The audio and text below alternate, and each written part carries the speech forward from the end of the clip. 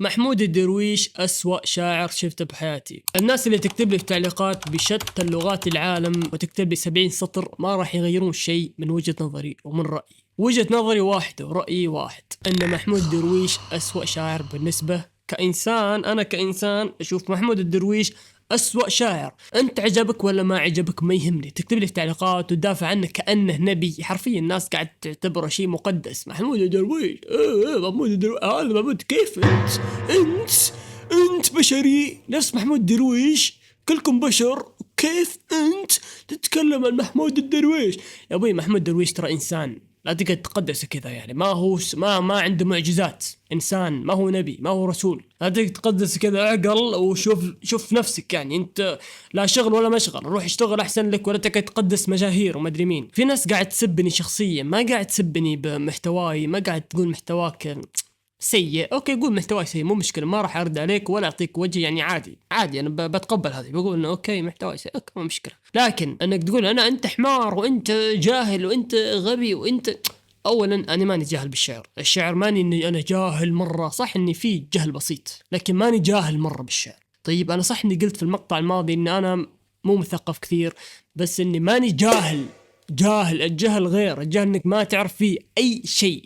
لكن انا اعرف الشعر فيه بيتين وفي ابيات، واعرف امر بقيس، واعرف المتنبي، واعرف شعراء كثير شعراء اعرفهم القدماء مو الجدد. الجدد ما بي اعرف ولا واحد فيهم. ذهبت الى الحديقه. محمود درويش اسوأ شاعر شئت ما بيت، عجبك ولا ما عجبك ما راح تغير وجهة نظري. ولا هذه قناتي كذا. انا راح اسولف عن اي شيء ابي اسولف عنه، اي شيء يجي في بالي راح اتكلم عنه واقول هذا الشيء سيء.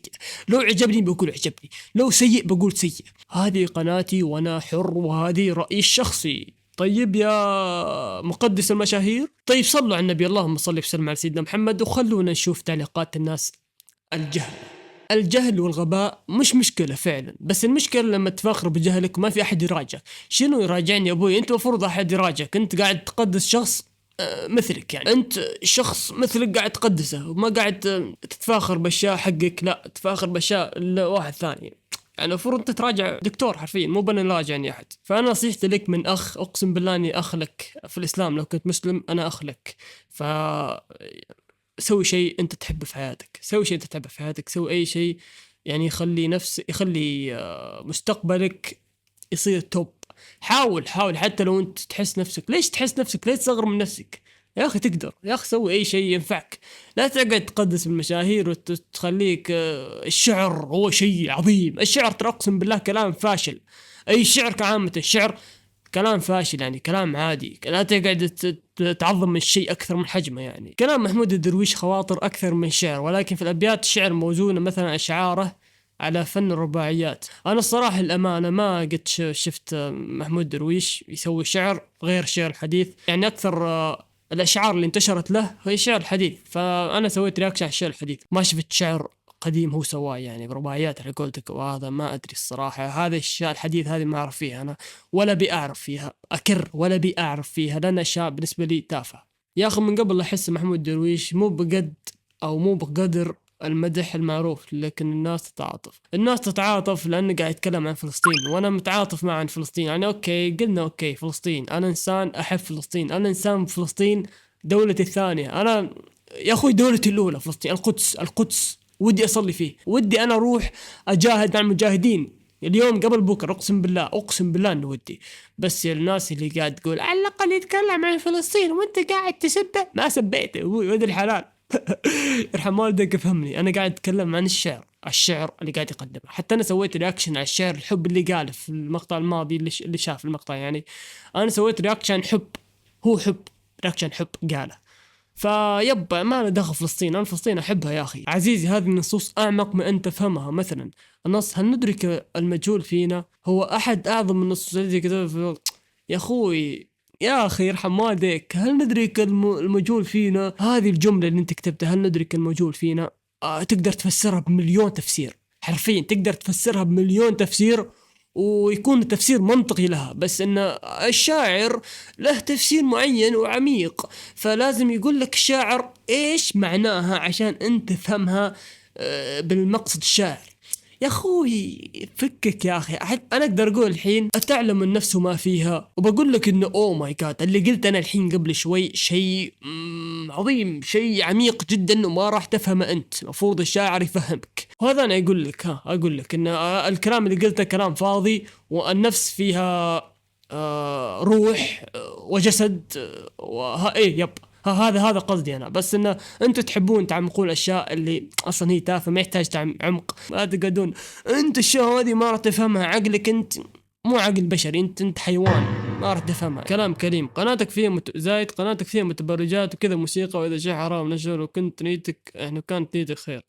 المحتوى هذا مكرر ما منه فايده، سوي لك شيء منه فائدة. اوكي طيب انا برد عليك كلمة كلمة. قناتك فيها متبرجات وكذا موسيقى، واذا شيء حرام.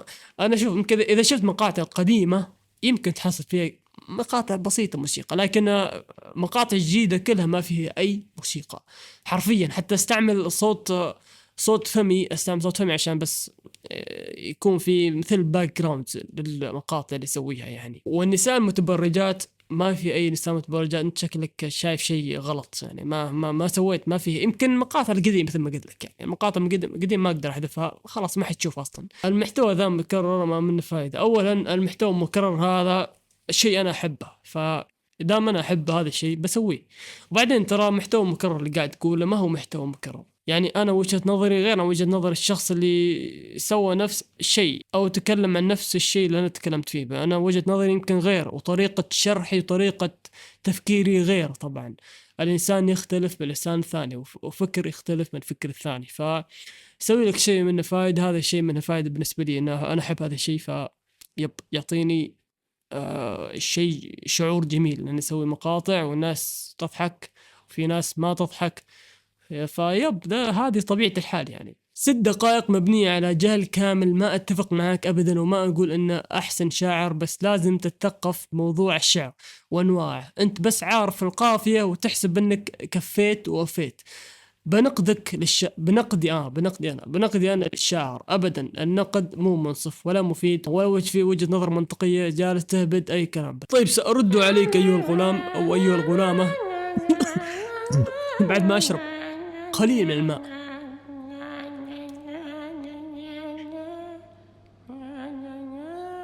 طيب يا أيها الملجأ، هو قال 6 دقائق مبنية على الجهل الكامل، وما أتفق. أوكي من ناحية ما أتفق، في ناس تتفق في ناس ما تتفق، لكن مبنية على الجهل أنا هنا بعارضك، لأن أنا إنسان قلت رأيي يعني. مفروض تكتب 6 دقائق مبنية على رأيي، مو على جهل، على رأي. لأن أنا قلت رأيي وما قلت شيء، أنا فقط قلت رأيي إن هذا الشعر ما يعجبني، وأي شخص يتفق مع رأيي اتفق، وأي شخص ما يتفق مع رأيي ما يتفق، وهذا الشيء راجع لي أنا، هذا الشيء له ورأيي أنا طبعا لي. فأنا ما أهتم لكلامك هذا الباقي أبدا، بس أخذ أول كلمتين مبنية على جهل، لا مبنية على رأي، والباقي محمد درويش أسوأ من أسوأ وأسوأ شاعر بالنسبة لي، بين قوسين بالنسبة لي. يمكن تشوف أفضل شاعر، لكن بالنسبة لي أسوأ شاعر. فيب صلوا على النبي مرة أخرى. بيس أوت.